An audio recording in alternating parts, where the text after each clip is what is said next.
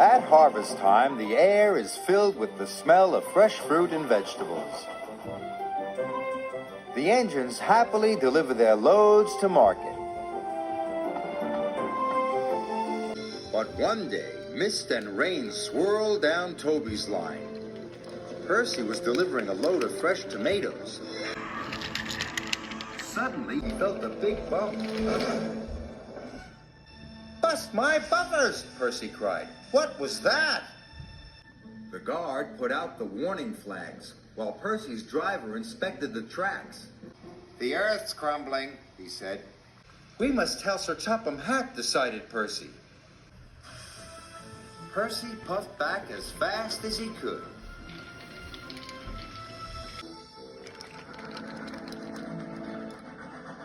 "I've got important news. The tracks on Toby's line are wobbly."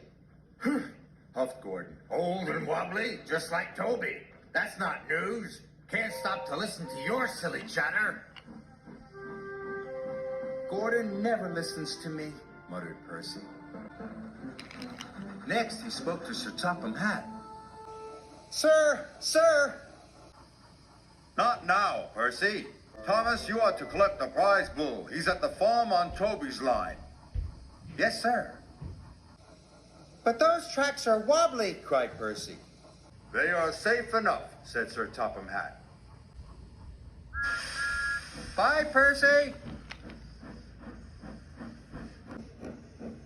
"Nobody ever listens to me." Thomas was carefully chuffing through the rain. Soon he had collected the farmer's bull and was on his way back. The rain had made the tracks more wobbly than ever.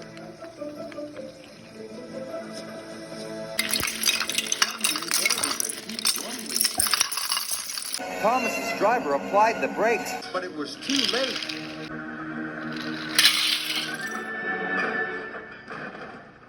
"Cinders and ashes!" cried Thomas.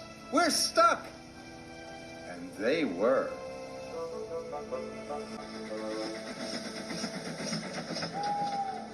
Late that night, Thomas still hadn't returned. Percy was worried. "Thomas is in trouble," he said. Gordon and James took no notice. Worry wheels? Huffed Gordon. "Fussy funnel," said James. "Please," Percy asked his driver, "can we find Thomas?" "Right away," said his driver.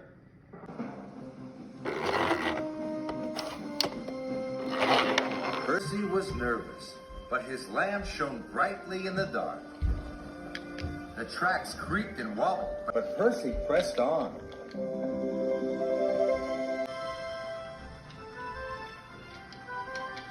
"Percy!" cried Thomas. Thomas was very happy to see his friend. "I'll have you out of there in no time," said Percy. Percy puffed and pulled and pulled and puffed. And finally, Thomas and his driver were free. "Oh, thank you," said Thomas. "I'm glad to be useful," smiled Percy. It was dawn before the track was cleared. Then Percy and Thomas made their way back home.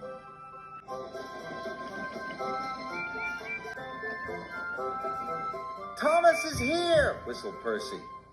"Percy saved the day," said Thomas. Agreed the bull. "I'm sorry, Percy," said Sir Topham Hatt. "We must do a better job of listening to you in the future." Percy was pleased.